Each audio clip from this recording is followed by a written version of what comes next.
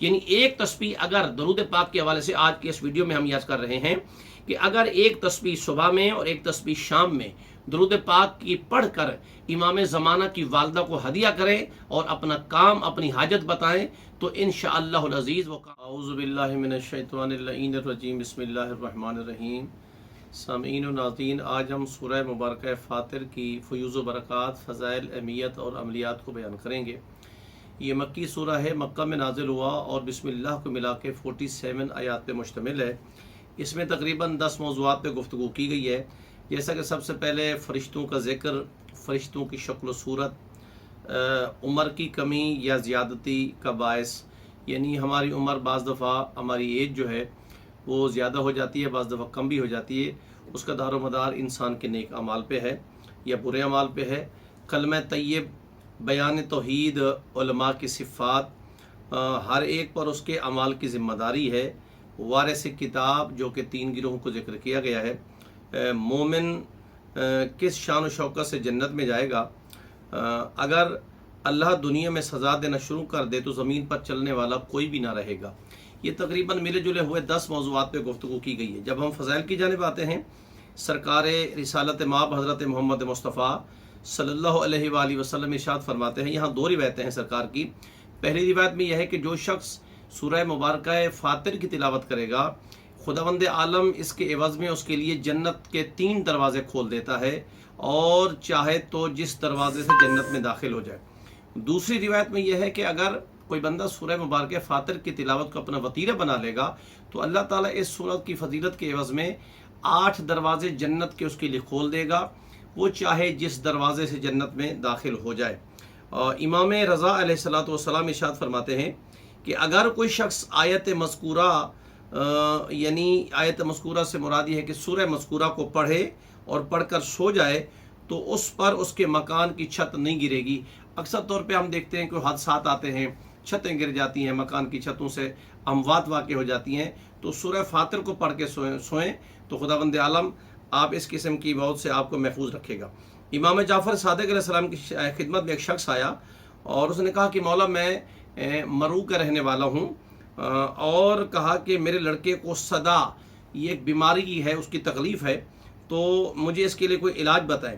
تو امام علیہ السلام نے سورہ مبارکہ فاطر کی آیت نمبر 42 ان اللہ یمسک السماء، اس کی تلاوت کی۔ امام نے فرمایا اس کے سر پہ ہاتھ رکھ کے یہ بیماری ہے یا کوئی بیماری ہے، اور اگر آپ انتہائی عقیدت کے ساتھ اور عقیدے کے ساتھ پڑھیں گے تو خداوند عالم آپ کے لڑکے کو شفا عطا فرمائے گا۔ اس نے جا کے اس آیت کو تلاوت کیا ہے تو پروردگار عالم نے اس بچے کو شفا یابی عطا فرما دی تھی۔ ہم اس میں دیکھتے ہیں کہ سورہ مبارکہ فاطر کے کچھ آغاز میں لفظ ملائکہ آیا ہے۔ ذرا آج ہم اس موضوع کو تھوڑا سا بیان کر رہے ہیں، اور ہم تقریباً فضائل کے مد میں ملائکہ کے ذکر کو بیان کر رہے ہیں، تو جس کے بارے میں امام جعفر صادق علیہ السلام سے کسی نے سوال کیا کہ مولا ملائکہ کی شکل و حیت کیا ہے، ان کے کتنے پر ہوتے ہیں، ملائکہ کی اقسام کیا ہیں، ملائکہ کی تعداد کیا ہے؟ تو میرے امام نے ارشاد فرمایا ملائکہ کی تعداد لا تعداد ہے، ملائکہ ان کی تعداد گنتی میں نہیں آ سکتی ہے۔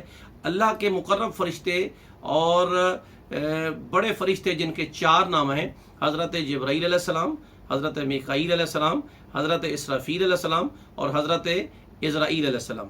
حضرت جبرائیل علیہ السلام کا کام تھا کہ انبیاء پہ وحی لانا، اور حضرت میکائیل علیہ السلام کا کام اللہ نے رزق ان کے ذمہ سونپا ہے، اور یہاں تک روایت میں ملتا ہے کہ میرے مولا علی کے ہاتھوں سے ہوتا ہوا رزق ان کے ہاتھ میں آتا ہے، یا ان کے ہاتھ سے ہوتا ہوا رزق مولا علی کے ہاتھ میں آتا ہے اور پھر انسانوں میں تقسیم ہوتا ہے۔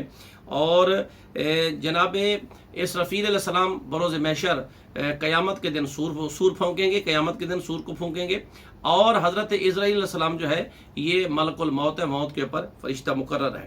تو جب اس نے کہا کہ مولا ان کی تعداد کتنی ہے، تو امام نے کہا کہ میرے نانا نے، رسول خدا نے جبرائیل علیہ السلام کو دیکھا تو اس وقت ان کے 600 پر تھے، یعنی ایک عالم میں ایسے بھی تھا جبرائیل جس کے 600 پر تھے۔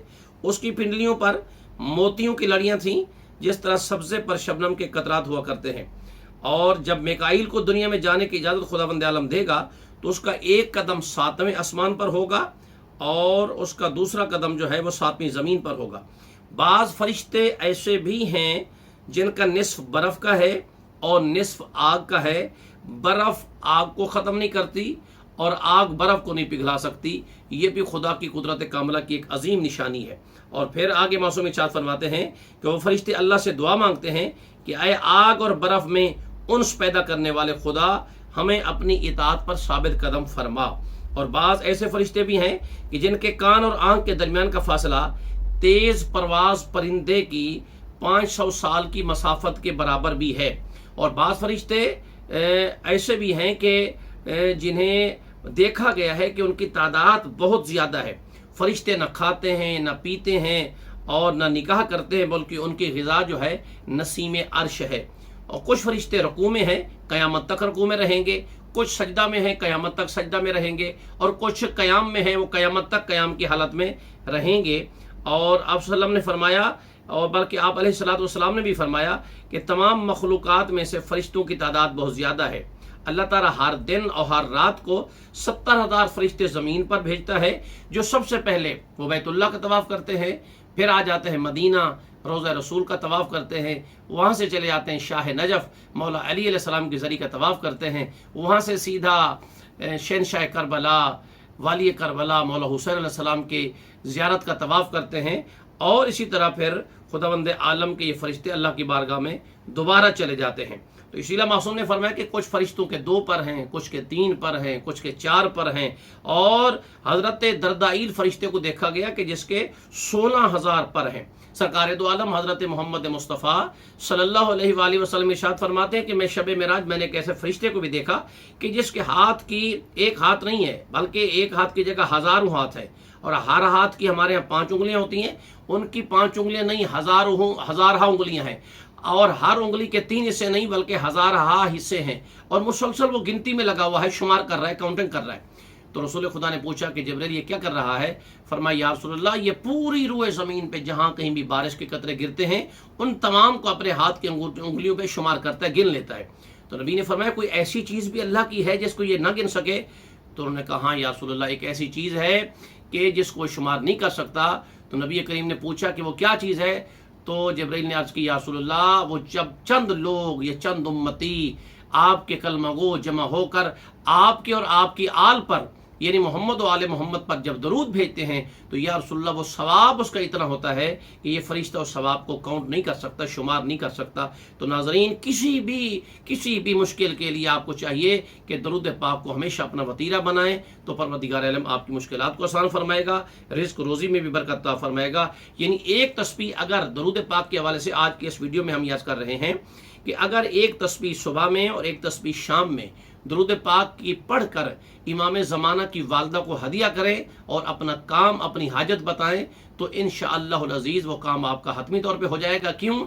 इसलिए मासूम इरशाद फरमाते हैं कि हम अपने ज़माने के इमाम से कहेंगे और एक दफ़ा बीबी अपने बेटे से कहेगी, हम इल्तिजा करेंगे लेकिन बीबी अपने बेटे को हुक्म देंगी, और जब जनाब नरजिस खातून सलामुल्लाह अलैहा हुक्म देंगी तो इंशाअल्लाह वो काम हो जाएगा। तो आप अपने काम दरूद पाक हदिया करके जनाब इमाम ज़माना की वालदा को हदिया करें और अपनी हाजत पेश करें। इंशाअल्लाह खुदावंद मुतआल आपकी हाजत को पूरा फरमाएगा। इसमें वारिस किताब का भी तज़किरा है कि सुम्मा औरसनल किताब अल्लज़ीना इस्तफ़ैना मिन इबादिना फ़मिनहुम ज़ालिमुल लिनफ़्सिही वमिनहुम मुक़्तासिदुम बिही वमिनहुम साबिकुन बिल खैरात। और फरमाया कि हमने इस किताब का वारिस उन लोगों को बना है जिनको हमने चुन लिया है। ये 3 गिरोह हैं, और इन तीनों गिरोह में से ये रिवायत है कि यहाँ बनी फ़ातिमा मुराद है या औलाद फ़ातिमा ज़हरा सलामुल्लाह अलैहा मुराद है, ये मोहम्मद व आले मोहम्मद मुराद है कि जो पूरी किताब के वारिस करार पाए हैं। अमलियात की जानिब आते हैं तो यहाँ 2 नुक्ते हम बयान करेंगे कि इस सूरह फातिर को लिख कर लकड़ी में बंद करके किसी की गोद में रखे और उसको खबर तक भी ना हो तो वह इंसान उठने ना पाएगा। यानी ये एक किस्म का किसी को तकलीफ देने वाला अमल है, बहरहाल इससे इज्तनाब किया जाए।